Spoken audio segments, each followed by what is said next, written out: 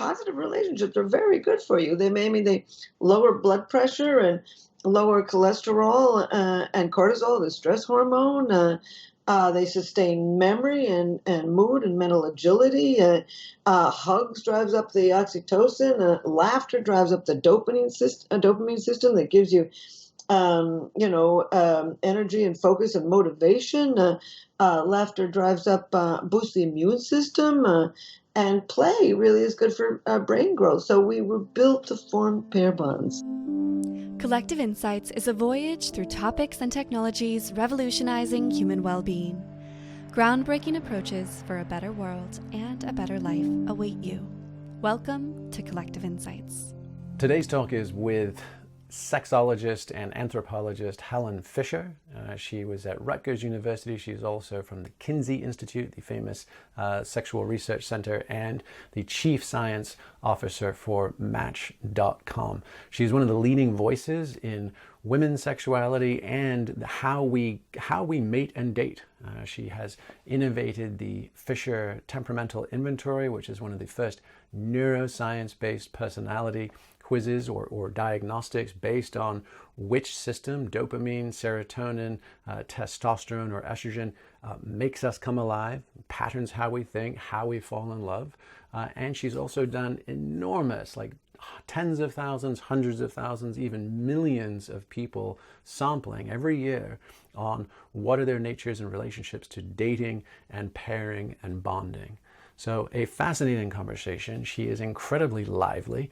She is officially out of fucks, as they like to say, and really just calling it like she sees it. And wonderfully, after having a marriage that I think she lasted maybe only days in her early 20s, she has ever so recently remarried and is even then reinventing her own experience of what does it mean to be together and to have autonomy and independence. So if you want to hear a incredibly informed, feisty, rigorous, scientific but also humanistic take on this nature of love, lust, attraction, belonging, jump on in.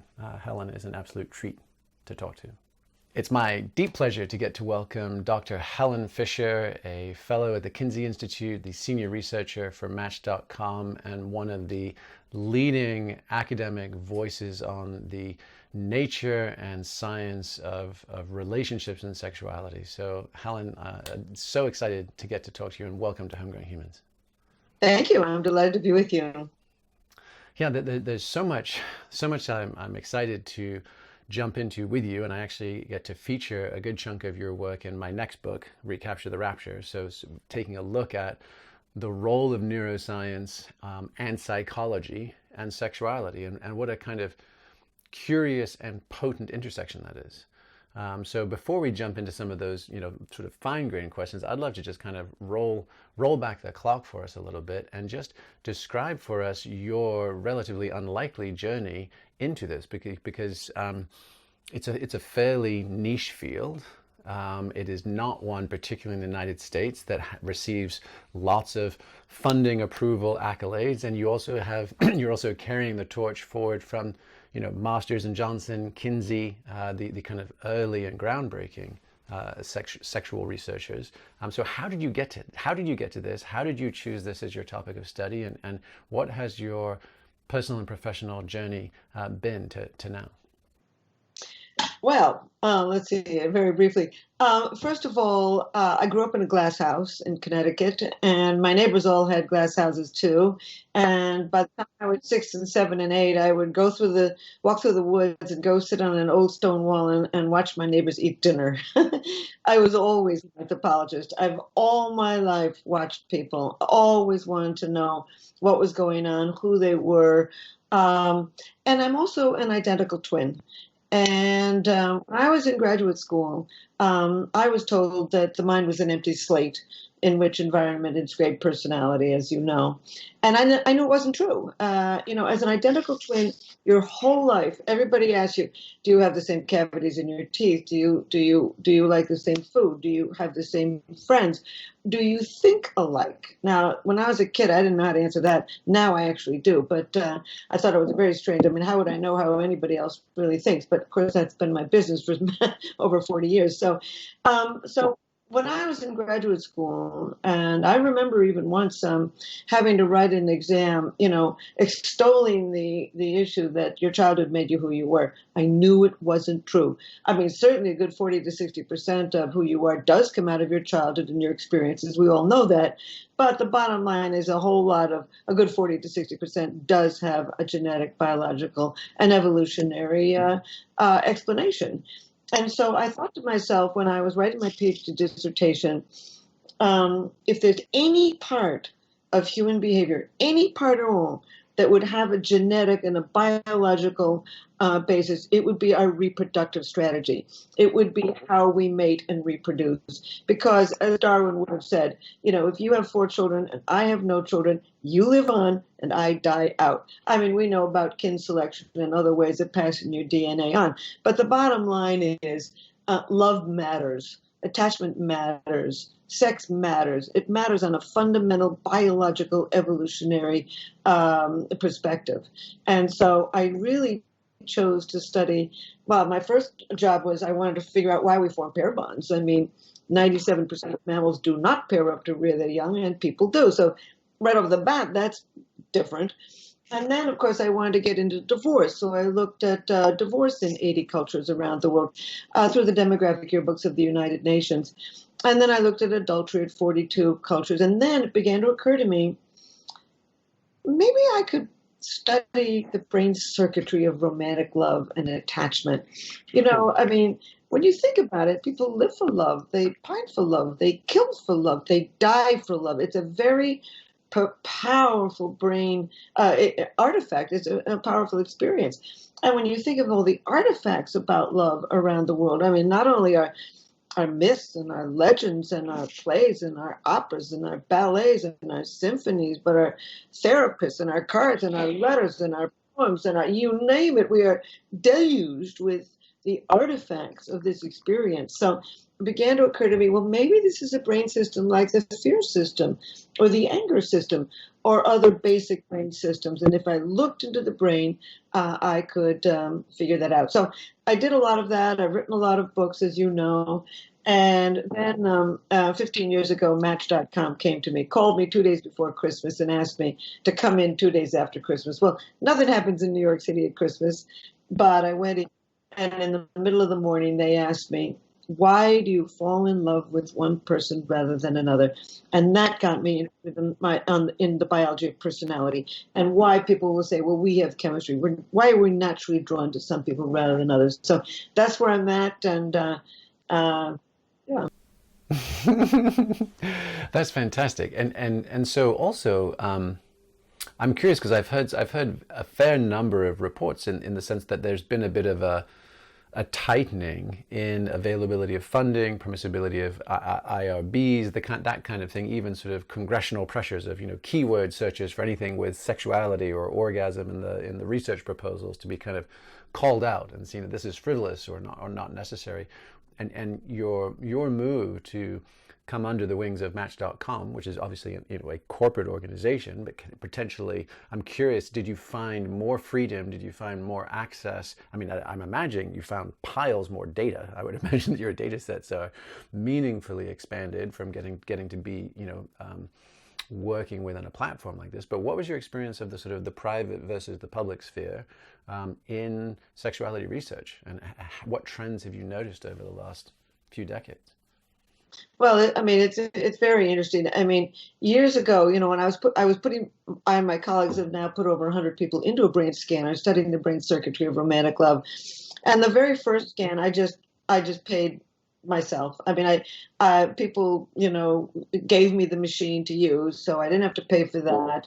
And I would give out of my own pocket, and I didn't have a nickel, $50 to each one of the kids that I would put into the machine. Because I figured, it's a whole day, you're lying in a long dark hole, et cetera, et cetera. So, and then I wrote an academic, I tried to get something from National Science Foundation. I can't remember a grant to study people who had just been rejected in love. And I spent 10 months writing that research proposal. And I got the answer back, and this was literally what it said. It said, this is one of the best written proposals we've ever had on a very important issue: rejection in love. Rejected. Mm. And I looked at that and I said, I am never doing this again. I am never going to depend on that kind of thing again. And I spoke to my brain scanning partner about it. And she said, well, it's just traditional in the neurosciences that your first, your first thing is rejected. And I said, I'm not going to play that game. I'm going to keep on with my research. There's only so much time on this planet. As Darwin once said, he said, he who doesn't waste, well, it's not quite right, but he who wastes even an hour doesn't understand the meaning of life. And that's the way I feel about it. I've always been in a rush. I went and did all this, the brain scanning by myself, well, certainly with my colleagues, but without any funding. And I made my living writing books, and then Match.com calls. What's beautiful about Match is, and all of the press, I've worked with the press for many years. First of all, I've never, ever once been told that I should say a particular thing. Never once has Match told me that they want something said a certain way. Never once. I have been able to, for the last 10 years, I've done something with Match called Singles in America. And what this is every year I assemble a little team. Justin Garcia, the director of the Kinsey, is the only other academic, and two people at Match, my handler and another. And the four of us, I largely create about 200 questions, and in July and August. And then we discuss this. We send it to the CEO. We decide what we were looking for this year. And we collect data. You've been doing different ones each year, like that continues to every evolve. single year. I do a different major questionnaire with about 200 questions. Yeah, and we do not poll the Match members. We do not poll Match.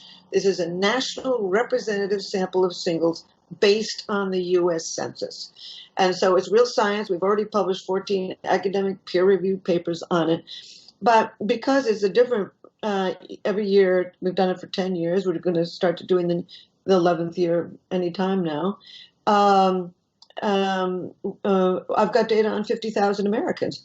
And as I say, we got the right number of blacks, whites, Asians, Latino, gay, straight, rural, suburban, urban, every part of the country, every ethnic group, and every background. And so it's a deluge of data. I have a deluge in data. I won't live long enough to publish on all of this data. What would I have done in academia? Continually have people say, no, it's a great idea, it's well written, and we're not going to fund it. I'm not going to do that with my life. 20 grad students at a time kind of thing, yeah. 20 graduates at a time, or 120 in a psychology class. And I remember once I was making a speech at it's in Southern California. Anyway, it's with that aquarium. What's the name of it? Anyway, bottom line is, and some guy in a three-piece suit looked down his nose at me and said, "Oh, you work with Match?" And I said, "Yeah." My personality data, I've been able to collect data on 14 million people in 40 countries. Now, really, why? Who would look that in? Who would not want to do that? And I work with a company that I like. Unfortunately, I'm a high estrogen girl, so I don't actually like being around people I don't like, and I don't think I would have worked with them if I didn't agree with their principles and what they're doing. I know what they're doing. I know they're honest with what they're doing, and they give me a tremendous amount of leeway, and they love anthropology. They could have hired a psychologist. And the fact that I'm an anthropologist and that I'm always looking for evolutionary explanations. For example, here's something. This is almost a perfect example. I asked a question one year. When you meet somebody, what are the first things that you notice? And I gave a list of about 20 different things, everything from the car they drove to, their waist to hip ratio, et cetera. And the top three things that people notice in a partner, in a potential partner, first is their teeth, their grammar, and their self-composure. And grammar. I began. Wow. Yes, and so what is those three things from a Darwinian perspective? Your teeth show your age, your grammar shows your background and your education, and your self-composure shows your psychological stability. All three primary things that our ancestors would have needed to know about somebody before they started a long-term partnership. So over and over again, with this 50,000 people, or with the 14 million people who took my questionnaire in 40 countries on personality, I'm able to see patterns. And I'm able to see. What are you seeing? Like you said you've been at this for 15 years, and each year you're rebooting it. What are you noticing? I mean, especially and in that time period, I mean, Match was one of the relatively early folks to the digital dating game. That's now become ubiquitous, and it's now, rather than being a sort of embarrassing thing you admit to friends, it's now the norm for how people connect. It used to be, first and second social level, first and second circle social networks, friends of friends, church members, community members, sports teams. Now it's Tinder or Match or whatever it would be. The increasing hypermobility, and even in 2020, quarantining and fragmentation. I just read something on a new dating site that's actually not a dating site. It's we're both in our 30s and we actually want to have a child, and how do we do platonic co-parenting right out of the gate? So let's skip the roses and the messy divorce and just get to healthy co-parenting, because that's where we are in our life phase. So what are some of the most interesting trends that you've noticed in the mating game in the last, say, 3 to 5 years? What's happening to us? Of course, Jamie, that's a huge question, but I'll pick one that is very important to me. First of all, these are not dating sites. They're not, and they are introducing sites. That's all they are. That's all they do is introduce you. Once you get meeting the person through video chatting or on the internet or in person, you laugh the way you always did, you smile the way you always did, you parade the way you always did, you assess the other person the way you always did. It doesn't change who you are, and it doesn't change the brain circuitry for romantic love, and it doesn't change who you're going to choose. All it enables you to do is meet people. So these scientists will carry on about how, we're going to choose entirely different kind of people. Rot. It is simply not true. So anyway, of all the things that have fascinated me most is something that I call slow love. And I wrote an academic paper on that, and I'll write some more on it and in a book too. And what I've noticed, so there's some questions in this. It's called Singles in America. This annual study. We get data on 50,000 people, 5,000 every year for 10 years. And every single year, there's some questions I ask every year. They're trend questions. And every year I ask, have you had a one-night stand? And over 50% have said yes. Not necessarily this past year, but during the course of their dating life. Over 50% have had a friends with benefits. Over 50% have lived with somebody long-term before they wed. And something like 34% have actually had sex before the first date. So people think, how do you do that? How do you do that? I'll tell you how you do it. You start out these days, you start as just friends, we're just friends. Then they go into friends with benefits. You learn a lot between the sheets, not just the way somebody makes love, but do they have a sense of humor? Are they kind? Can they listen? Et cetera. You learn a lot. So basically today, these kids aren't reckless. They're cautious. They want to get to know every single thing about a person before they tie the knot. Where they used to marry in their early 20s, now we're marrying in our late 20s. What we're really seeing is what I call slow love, this extension of the pre-commitment stage of the partnership. Starting out as just friends, moving into friends with benefits, learning a lot about the person, then going out and telling friends and family all about this person, then having the official first date. And I don't know where you live, but I live in New York City, and in New York, a first date could cost you $200. So these people want to go out, spend a huge amount of money, deal with the sex, deal with the money and all that until they have some idea that this might be something that they could really be interested in. So they start out as just friends. then maybe a lot of them are friends with benefits, not all of them, about a third. Then they move into telling friends and family. Then they move into the official first date. Then they court for a period of time. Often after about 4 months of the courting, they do what they call the DTR, define the relationship. These people, millennials, are serious. I'm telling you, I am so impressed with millennials. They want to know what's going on. They want to know fast. So after about 4 months, they have the DTR conversation. Where's this headed? And if they agree on that, then they will keep going, live together for a period of time, often a few years, and then they marry. And what's important about this trend, and the COVID has only just slowed it down. I'd love to talk about that. But anyway, this slow, they're marrying later. And all the data shows that the later you marry, the more likely you are to remain together. I've got data on 80 societies through the demographic books of the United Nations back from 1947 to 2011. So it's not a cultural thing. It's a biological thing. The later you wed, the more likely you are to remain together. And is that first marriage? Is that first marriage or any marriage? It's any marriage. Okay. It's funny. It's wonderful that you asked that, because the data from the demographic Europe books, they only ask about marriage and divorce every maybe 7 or 8 years or 10 years. So you've got data in 1947, I think 1953, then all the way up there. And they're just asking 3 questions. When did you marry?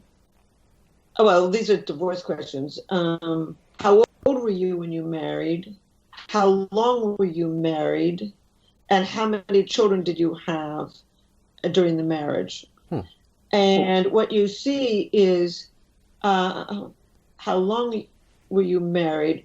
The peak of divorce is around age 20, it's probably a little later now, 24 to about 27. So if you're going to marry and then divorce, you tend to divorce in your late 20s. Oh, wow. And the later you get married, the less and less likely you are to divorce. That's what the data shows. So on the notion of slow love, right? Yeah. It sounds and like. It's go ahead. It's adaptive. It's adaptive. And it makes me wonder I think I just remember reading a piece not so long ago on Western Europe and Scandinavian countries in particular, where marriage is often actually, there's cohabitation and even parenting, child rearing and parenting, and that the marriage is actually it's more like a 10th anniversary victory lap. That they actually delay it until they say, no, actually, we have done this, we are doing this, and we commit to keep doing it. And it's much more of a midlife affirmation than it was a prerequisite to, at the starting line. Does that fit in your model? Yes. In fact, I've read that too. I think it was been largely in Africa, and they want to make sure that it's a fertile couple. And so they will want to have some of their children first, so that they know that this can really last. What's interesting is that I had read in some of the Scandinavian countries recently, they've had a very high percentage of people who don't bother to marry at all. They just don't want to do that. They're living, they're committed, they're raising their children together. But apparently there's a new swing back into actually wanting to do a legal contract as well. So, but, marriage is everywhere in the world. I don't know of a culture where they don't have some form of marriage and some form of divorce. Now, of course, it was very difficult to divorce in our agrarian past because, the upper third of people, the rich people, marriage was a union of families and a union of property and a union of political and social context. And you had to marry from the same religion. So, marriage, people married for different reasons then. I mean, you had to marry a girl who was from your same background, the same social class. Man has to have enough money, and hopefully from the farm next door. And in fact, when I looked at, I ask every year, one of the trend questions I ask every year on Singles in America is, what are you looking for in a partnership? What do you want? And the top 5 things every single year The top 5 things. Doesn't matter whether you're Black, white, Asian, Latino, any part of the country, anywhere. Top thing is they want somebody who respects them, somebody who they can trust and confide in, somebody who makes them laugh, somebody who spends enough time with them, and somebody who they find physically attractive. So when I asked the question, I wanted to know, I mean, for the last 10,000 years, a girl really had to marry a guy who could provide. Well, 4 out of 5 of those sound like just good friends. It was only the 5th one that had anything to do with physical chemistry. Yeah, I was surprised that it was number 5. Every year I'm surprised that it's number 5. We're really looking for a companion. And men, by the way, want a woman with a career, not just a job, but a career. So anyway, one of the main things that I found that you asked about was this slow love. Another thing that I found that I've always loved to say, and I've got the opportunity moment, we don't understand men. We don't understand women either, but we really don't understand men. All of my data every year, men fall in love faster. They fall in love more often. When they do find somebody that they love, they want to tell friends and family sooner. As you're a neuroscientist, it's probably mate guarding. And men have more intimate conversations with their wives than women do with their husbands, or because meaning they're asymmetrical. Like a husband will overshare with his wife versus the other way around. Yes, because women share their real secrets with their girlfriends. I've always said that to my wife. I'm like, talk to me like you would after 3 glasses of wine to your best friend from college. Like, lay it on me. She won't do it. And I wouldn't either. At the time that we complained, for God's sakes, we wouldn't do that to you. I wouldn't say, yeah, she's like, no way would I unload all my juiciest stuff on you. Yeah. Well, so I'd love to kind of put on the anthropologist hat for a second. And you were just describing millennials in particular, being quite cautious, the friends with basically the tester, try it before you buy it. Let's have friends with benefits. Let's have safe ways to explore sexual chemistry, relational compatibility, all these things. And this notion of what you've been calling slow love. To me, that feels like a quite modern, and I could be missing some key deeper truth versus social stories, but like it feels to be a quite modern adaptation where virginity, particularly control of women's sexuality and young women's sexuality, seems to not be playing as strong a role in the mating game, in the push towards early marriage, because obviously if someone has just hit adolescence, they become hormonally drenched. There is this, there's the tension and attraction of high school, college, and the idea of we better get married as soon as possible so you can make an honest woman of me, right? That old story, kind of often marvelous Miss Maisel kind of stuff, right? Versus now where our millennials, do you have a sense that sexual activity and openness is now decoupled from social status and morality and those kind of things? Is that what's giving people more freedom of choice as to how they architect their romantic arcs? You have a wonderful question. Well, first of all, dialing back to the grasslands of Africa, they didn't concern themselves with virginity before marriage. I mean, and when you really look at the hunting and gathering societies, I mean, women were very powerful in most of these cultures, actually in all of them. For millions of years, women commuted to work to gather their fruits and vegetables. They came home with 50 or more % of the evening meal. The double income family was the rule.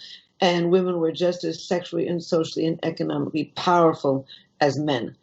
And under those circumstances, women married who they wanted to marry, and they walked out on who they wanted to walk out on. So bottom line is then we began to settle down on the farm. And on the farm, women really lost a great deal of their economic power. They could no longer wander off and collect the fruits and vegetables and come home with the evening meal. The men's roles became much more important, not only felling the trees and moving the rocks and plowing the land, but taking the produce off to local markets and coming home with the equivalent of money. And along with that, we see the rise of exactly what you're talking about, the rise of virginity at marriage, the concept that a woman's place is in the home, the concept that the man is the head of the household, and the concept of till death do us part. And I mean, on a farm, how are you going to walk out? I mean, you can't walk out. You can't cut the cow in half and take it out of town. You can't move out half the wheat field and take it with you. Either walked out empty-handed or you stuck with it. And so in agrarian cultures around the world, you see these beliefs of virginity at marriage, etc. So what we're really seeing today is not something new. What we're seeing is we're moving forward to the kinds of partnerships that we really had a million years ago, where girls were expressing their sexuality very young, using their sexuality as a test to see whether they like you well enough or not. They can do this now. I mean, young girls today know how to not get pregnant. They know how to not get diseases, and they don't have to walk the walk of shame. So the bottom line is the pot's off the lid, and the lid is off the pot, and women can express their sexuality. That old thing of why buy the cow if you got the milk for free? It's different. That was a total agrarian line. And now, so wait, so you just covered so much ground, right? So we've just gone from 100,000 years ago through the last 10,000 years, the age of agrarian societies, and there's tons of conversations, theses, counter-arguments embedded in that conversation, right? Yuval Harari, for anybody that read *Sapiens*, he also pinned that kind of the beginning of our fall into the agrarian era, that we were happier, we were healthier, we were more egalitarian as hunter-gatherers, and it wasn't until the 10,000 years. What's his name? Chris Ryan, famously with *Sex at Dawn*. I don't want to agree with him. He didn't do it. I mean, I know him and I actually like the man, but he really fiddled with the data. Yes, exactly. So that's my point. So my question is let's really slow this down, because I think it's a fascinating conversation that most people skip over, and they shape it to be their just so story. Like, this is the way it was, and then I'm going to make my point about a contemporary issue. So to your point, I mean, I think Jared Diamond actually wrote, I don't know if you read his book, Why Sex is Fun, but it was... I should read some of these things. I really should. I just get so involved in writing my own books. But anyway, tell me. I admire him. Well, so I mean, he did a very interesting study on basically caloric output and gain from hunting and gathering, the male roles versus, or the hunting versus the gathering, the nuts and berries and horticulture kind of stuff. And bottom line is, if you wanted the most consistent caloric harvest for your family, you did the women's work, and that the men, it was feast or famine. And then there was this series of theories as to why that was the case. And basically, there would be the idea that if I came home with the bison, if I came home with the big game, I would gain status, all these kind of things. And there was also the advancing thesis of why a woman might actually choose the reliable, dependable mate, but occasionally sleep with or exchange sexual favors with a successful hunter who was the neighbor kind of thing. And it was sort of this whole, now you get into the bonobo theories of, sexuality as social bonding glue, social capital, that kind of stuff. So I'm curious as to, because that whole notion of the agrarian revolution equals patriarchy, equals oppression of women, equals control of sexuality. I'd just love to kind of take our time through that. So you gave us a sort of a highway speed drive-by, but let's take each of those. How and why? Because I think those are really important. And again, back to something like Sex at Dawn, right? Which every serious evolutionary biologist and anthropologist I know, jokes a little on that book, right? And on the other hand, it took off like gangbusters in popular culture because, at least my assumption is because it gave people permission to do what they wanted to do right now, which is this advent and explosion of polyamory. So walk us through this. Walk us through more egalitarian and distributed, and also, I mean, even gender roles, right? If you look at Pueblo Hopi culture, right? I mean, the women are the house builders. They're actually doing a lot of, at least in the Western world, gendered masculine roles, but they crush it. And then also their divorces were free and easy. Just put a man's moccasins outside, outside the home. And that meant hit the bricks, like, I'm done with you. So what do you feel, or what's your working hypothesis as to the drivers that degraded feminine agency, right, with this rise of agrarian societies? How did that happen? Okay. Well, first of all, you're talking to a person that actually feels that in agrarian societies, men are equally chained to the rules. Now, every single woman who's in a arranged marriage is in an arranged marriage with a man, and he might not want that marriage any more than she does. So, I've often felt that it's not just patriarchy, coming down on the heads of women, but so it's a sort of societal economic demands coming down on the head of both sexes. I mean, it's, if somebody dropped in from Mars and in a farming society and saw what men do every day, they do the dangerous jobs. And, many more men die of overwork, I think, around the world, et cetera. So anyway, I maybe may go down in history as one of the few people that defends men as well as women. So I don't think that patriarchy was necessarily very good for either sex, and that their behavior was curtailed by both. So I don't know which part. The one that's sticking in my head is about. I'm curious about fixity, obviously geographic fixity, access to, work or sustainability close or far from home. You're talking about bringing things home versus staying at home. You can't cut the cow in half. Those kind of things, like the accumulation or aggregation of wealth, and then even the nominal notion of men to markets and the conversion into currencies. I mean, there's lots of theories, and again, Ryan is an example of a popularizer of these, but the notions of, paternity certainty, like I need to know whether or not the resources I'm distributing to my woman and my supposed children actually are propagating my gene line. What's your sense of monogamy, serial monogamy, polyandry, you name it, different relational formats? How did we end up with at least the persistent illusion that some variant of monogamy has been a default norm, at least within our culture, if not across the spectrum of anthropological Okay, variation? so there's two questions here, and I'm hanging on to them. First of all, I mean, generally, the environment is what changes culture. I mean, and by 10,000 years ago, the environment was dramatically changing, and you really see more and more people having the ability to settle down. I mean, it started off, with just coming seasonally to certain places just to fish, and moving seasonally to some other places where the animals came piling through. And, they collected wild plants, this and that, and the seeds dropped off, and then they came back the following year, and there were more seeds growing there and more of what they needed.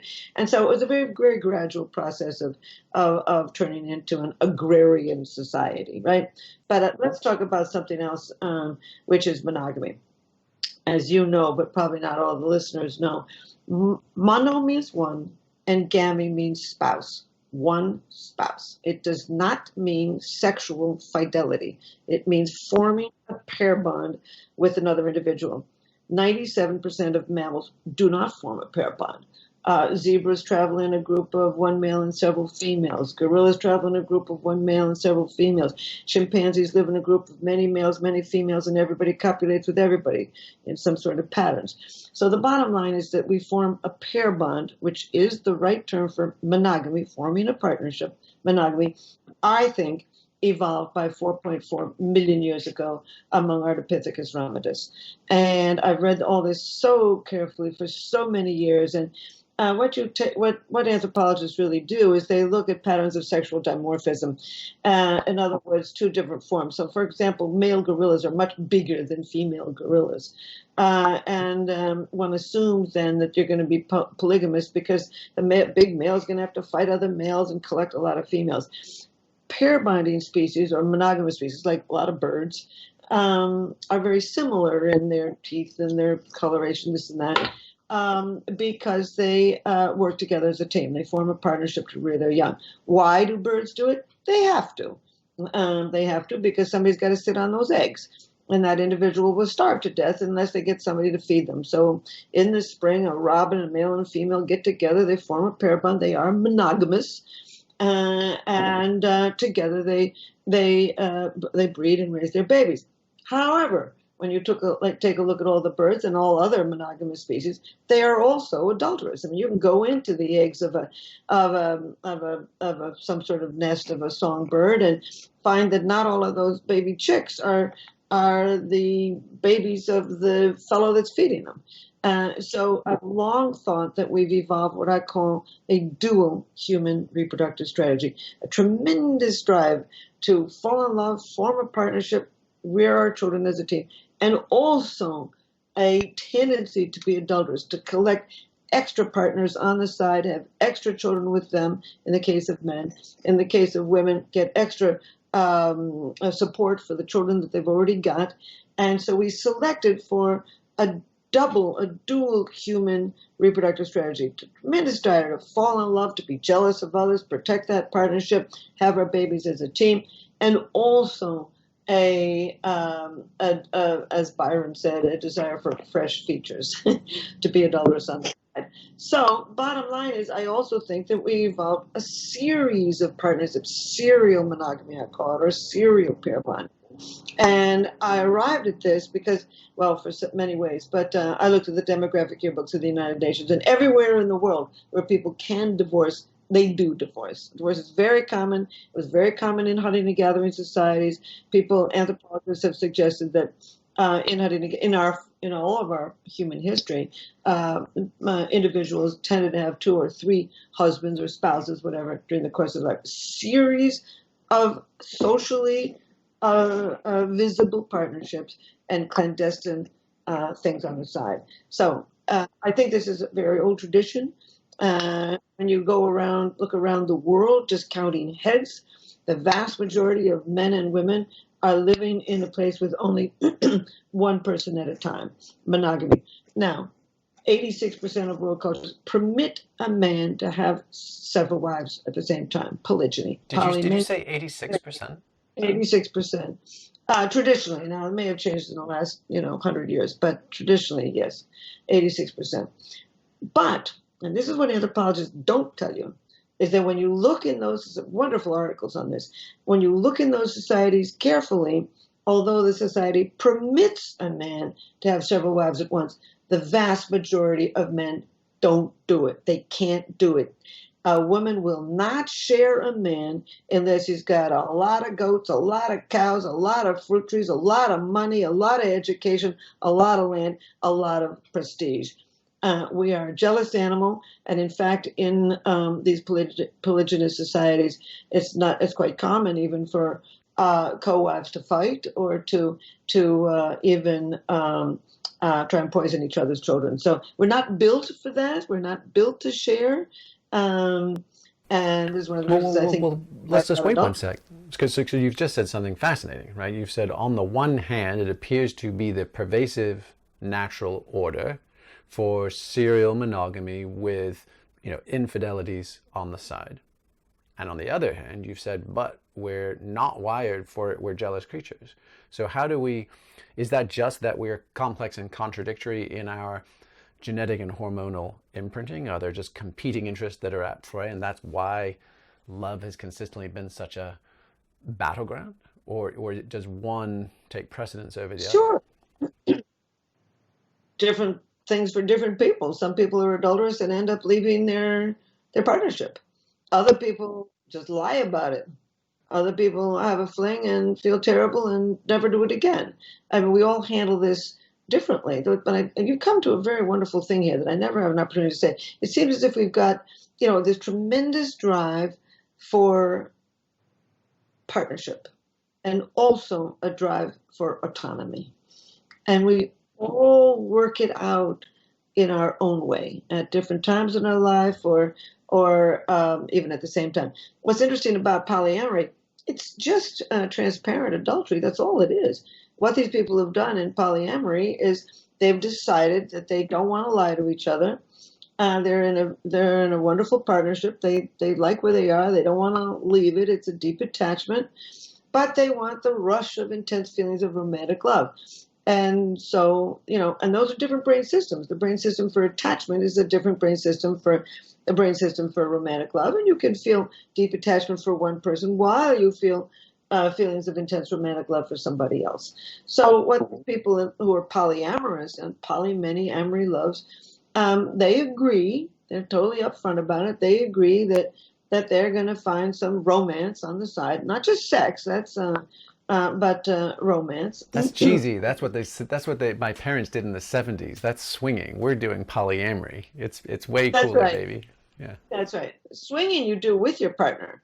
You take your partner with you. You have sex in front of each other with other people, and then you go home and laugh about it or whatever. I don't know. I haven't done it. I don't think I'd be good at that. But I wouldn't be good at polyamory either. You stay up all night doing cocaine and listening to the Doobie Brothers. Yeah. I like the Doobie Brothers. What they don't tell you. Go ahead. Another. Oh, go ahead. You go. Well, what the polyamorous people don't tell you is that they spend an inordinate amount of time dealing with their feelings. Yeah. I mean, they have a huge number of rules. Okay, no dates on Friday night. You can't ever bring the person in your home. Children won't be involved or whatever. And only this and this time. So they follow the rules. And then they spend an inordinate amount of time talking about it. I don't know if that magazine is still in print. It's called Loving More. They used to really like me, the people in the polyamory community, because I've always said and will continue to say that we've evolved three distinctly different brain systems for mating and reproduction: sex drive, feelings of intense romantic love, and feelings of deep attachment. And what they like about that is the fact that I'm clearly say and have been able to show that you can lie in bed at night and feel deep attachment for one person, and then swinging into feelings of romantic love for somebody else, and then swing into the sex drive for somebody you barely even know. So all they're doing is being honest about it. So anyway, I did a study with Match because I got this Singles in America study, and I asked one year, what do you think of polyamory and have you done it? And 69% of singles in America, there's 5,000 people in this sample, had no problem with polyamory, but only 6% had ever done it. It's hard to do. We're not, it's much easier to lie to your partner. I mean, I'm not suggesting it because I've looked at adultery in 40 cultures and it's very difficult for everybody. But it's a different thing from polyamory. Polyamory is just, I think, transparent adultery. Or transparent adultery or serial monogamy with slow motion breakups. Okay, that'll work. It's like I'd like to go bang somebody more, and I'm just going to tell you about it. And then the moment that new relationship energy kicks in and the sexual attraction, then it's kind of asymmetrical chemical warfare. Somebody's in a steady state pattern versus the new and the dopamine overloads. And as often as not, that person does get left at the altar. Now, there's one thing that you've said that I just want to. Nobody gets out alive, Jamie. None of us get out alive. Yeah. But there's a couple of things you've layered in a couple of moral judgments, and whether it was guilt and cheating or whether it was jealousy, there was just kind of this thin layer of moral interpretation of these actions. And that obviously, you coming from the anthropological domain, that's obviously, it depends on what your culture says about these behaviors and patterns. And so I just want to kind of, slow that down too, which is in a society where adolescent promiscuity, where relationship changes through, like, what if, what societies are you aware of, either contemporary or historic indigenous, where there was the closest match between the cultural norms, aka the superegoic scorecard, and our natural biological impulses? So there was the minimum of dysfunctional tension between how I ought to be and how I want to be. I don't think there is one. Huh. So we just haven't necessarily designed or evolved a culture yet that matches just how we show up? Well, first of all, people are so different. Some people can form a partnership for their life. Sex isn't that important to them. Their community is very important, and they just don't go there. There's other people who don't ever marry or marry briefly because they don't think they'll ever be sexually faithful, and they want that autonomy, etc. But let me tell you a story about polygyny. This is I was traveling in the highlands of New Guinea, and all good stories begin like that, by the way. Nice. So thank you. It's a true story. Anyway, it was a really beat up van. I could see this dirt road underneath my feet. I was sitting in the back of the van on an old, a rusty turned over barrel. And I was sitting there with three men, and they did speak some English. One of them had three wives. And I asked him, because it's very common having wives, three wives in that part of the world. And I asked him, how many wives would you like to have? There was this long pause. And I thought, is he going to say 5? Is he going to say 10? Is he going to say 25? And he looked at me and said, none. And the reason, he said, and then the guy next to him chimed in and he said, the reason is, Helen, is that you can never have 2 wives. Because every single if you have 2 wives, every single time you're out of town, that wife knows where you are and they get jealous. Bottom line is we are a jealous animal, and we've evolved along with the evolution of pair bonding. I think by 4.4 million years ago, and I'm happy to go into why, we evolved a lot of emotional systems to sustain that pair bond, and one of them is jealousy. And we are, as the I guess the Orlando, I think of the outer New Guinea and of Australia, the outback of Australia, said, we are a jealous animal. Well, he was right. But we also like our autonomy. We also like some fresh features. And a certain number of people are going to be adulterous on the side. Frankly, I think adultery is going down in America today, largely because we're marrying so much later that, and we're really getting to know somebody before we wed. And we really have had already an awful lot of experience all through your 20s. You've got all this experience getting to know who you are, what you want, and getting rid of what you don't want. So that by the time you walk down that aisle, what's what singles want today, particularly millennials, they want to know who they got. They want to know, they think they can keep who they've got. And they think that they want to know that they've chosen the right person. Now, the other thing is we can now divorce. I mean, during, let's say, I don't know, even in the 1500s, you'll see a French family, and he's got a family, and he's got a woman in town who's this, his adulterous companion with whom he will often have other children. Well, in past centuries, you couldn't divorce, and women didn't have any means of production, economic means, if she did divorce. And as a result, you had to stay married forever. So an awful lot of men, and probably women too, because when men are sleeping around, they're probably sleeping around with a woman. You're going to see much more adultery in agrarian societies where people are stuck together. These days, sounds like you're basically advocating for the Southern European model, where men and women get to have mistresses and pool boys on the side. Don't ask, don't tell. Everybody understands what's going on, and you maintain the stability of your core family unit. And that way, you that navigates the jealousy factor. It addresses the novelty factor. It also addresses the pair bonding requirement that you've been advocating goes back 4 million plus years. Well, I'll advocate that pair bonding went back 4.4 million years, but I'm definitely not going to advocate for for any particular pattern of pair bonding today. To each his own. I mean, I got married a few months ago at my very advanced age, and was that your first marriage? Well, actually, I was married for about 4 months when I was 23. Oh, wow. So there you go. So one of the young 20s. You were consistent with your data. Yeah, I didn't want to marry him when I walked down the aisle, but I was so scared of my mother that. Anyway, the bottom line is, this one I did want to marry, but as I said, I'll marry you, but I'm not moving in, and I'm doing something called LAT, living apart together. So I'm now at his house, and it's my house too, but I also will keep my own home in Manhattan, and. And he's very pleased with that. We are going to be faithful to each other. That's not a problem at all. I'm done with all of that, and but I like going out with my girlfriends and going to the theater and the opera, and I like to go out and I like to walk the streets of New York. And he loves to stay home and read and do his thing.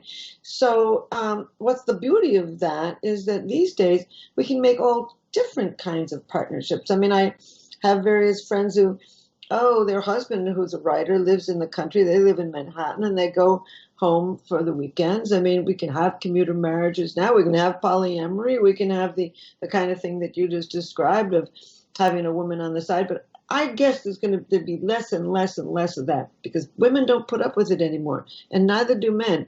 If they feel somebody's cheating, then they get out of it or they resolve it instead of just putting up with it. So final question then. We talked about polygamous, we talked about monogamous, we talked about like the different configurations of union.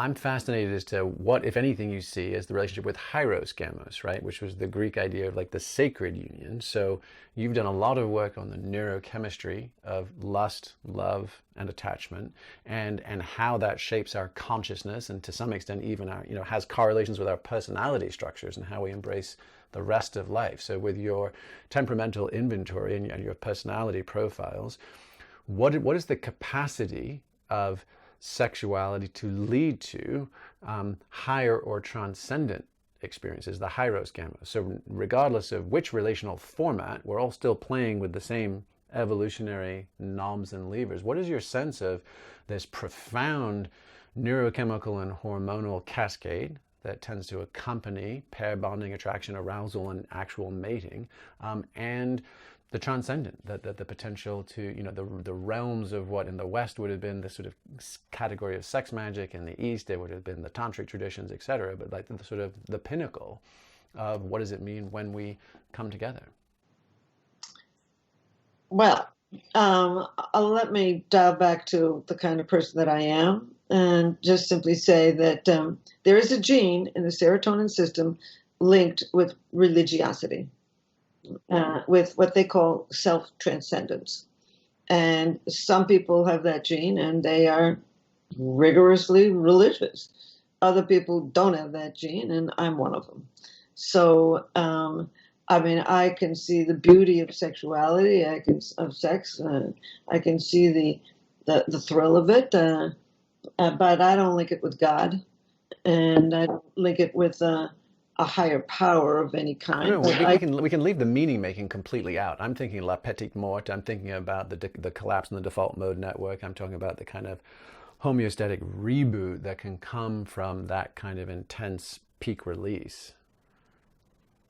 Okay, well, I'd like it if you answered this question, but I'll start and then you finish it up, because I think you're looking for something that I'm not quite sure what it is. But, when you have sex with somebody, sex is very good for you. I mean, first of all, it releases the androgens, including testosterone, so you want to have more sex.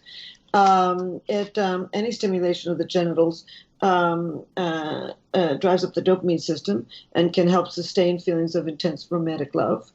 And with orgasm, there's a flood of oxytocin linked with feelings of deep attachment. So having sex with somebody that you like can trigger, and often does trigger, all three of these basic brain systems: more of a sex drive, more feelings of intense romantic love, and more feelings of deep attachment. I mean, sex is basically good for you. It also drives up the endorphins, so that you get pain relief. The pain threshold goes up by about 10%. The DHEA, one of the androgens, gives you the glowing skin. Sex boosts the immune system, which is good for you. And it's good for heart rate, respiration, blood pressure, all of the muscles, all of the genital tissue. It promotes sleep. It brings oxygen to the brain, and it elevates mood. In seminal fluid are all kinds of neurochemicals that are really good for mood. So, I don't know how to go any farther than that. So why don't you? Fantastic. I mean, that is a beautiful. And so are relationships. I mean, so is a positive relationships are very good for you. They lower blood pressure and lower cholesterol and cortisol, the stress hormone. They sustain memory and mood and mental agility. Hugs drives up the oxytocin. Laughter drives up the dopamine system that gives you, energy and focus and motivation. Laughter drives up, boosts the immune system. And play really is good for brain growth. So we were built to form pair bonds. Not saying that we're necessarily sexually faithful, not saying that we're going to sustain them forever, but I do think with this modern trends of slow love, we're going to get to know ourselves before we wed. We're going to marry much later, and it's entirely possible that because we're simply marrying later, we're going to head in towards a few decades of relative family stability. Beautiful. Well, Helen, you've done an amazing job kind of highlighting the full spectrum between the sort of the agony, right, of missed relationships, jealousy, disconnection, infidelity, all the way to the ecstasy, right, and literally just the salubrious, life-giving and crucial effects of us connecting. And this is how we do it, right? I mean, we wouldn't be here if we hadn't had this act, this practice, this set of connections encoded into our impulses. And you're now highlighting a way forward where we actually may be stepping into an era of increased choice and increased intentionality. And if we can maybe, manage or decrease the amount of agony, and we can increase the amount of ecstasy, we might find our way with a path forward. So thank you for all your research. Thank you for your insatiable curiosity about all of this stuff, and for highlighting a path that's not simply opinion-based but evidence-based, and is drawn not simply from one discipline but several, and really kind of signposting ways we can all become more aware of something that we all live but aren't always fully in the driver's seat on. Thank you. And I hope we talk again sometime and I hear more about what you're doing. Absolutely, and I'd love to send you a galley of the book, and if you I'll highlight the sections for you. And this time I'll do it. Beautiful. Helen, thank you so much. Thank you, Kim. Lovely. And a huge congratulations on your marriage. That's amazing. It is amazing. The shoemaker's children. The shoemaker's children finally have some shoes. That's exactly right. Take care, kid, and thanks again. You will. This episode of Collective Insights was hosted by Jamie Wheal and produced by Jacqueline Loera. This podcast is for informational purposes only. The podcast is not intended as a substitute for professional medical advice, diagnosis, or treatment. You should not use the information on the podcast for diagnosing or treating a health problem or disease, or prescribing any medication or other treatment. Always seek the advice of your physician or other qualified health provider before taking any medication or nutritional, herbal, or homeopathic supplement, and with any questions you may have regarding a medical condition. Never disregard professional medical advice or delay in seeking it because of something you have heard on this or any other podcast. Reliance on the podcast is solely at your own risk. Information provided on the podcast does not create a doctor-patient relationship between you and any of the health professionals affiliated with our podcast. Information and statements regarding dietary supplements have not been evaluated by the Food and Drug Administration and are not intended to diagnose, treat, cure, or prevent any disease. Opinions of guests are their own, and this podcast does not endorse or accept responsibility for statements made by guests. This podcast does not make any representations or warranties about guests' qualifications or credibility. Individuals on this podcast may have a direct or indirect financial interest in products or services referred to therein. If you think you have a medical problem, consult a licensed physician. This podcast is owned by Neurohacker Collective.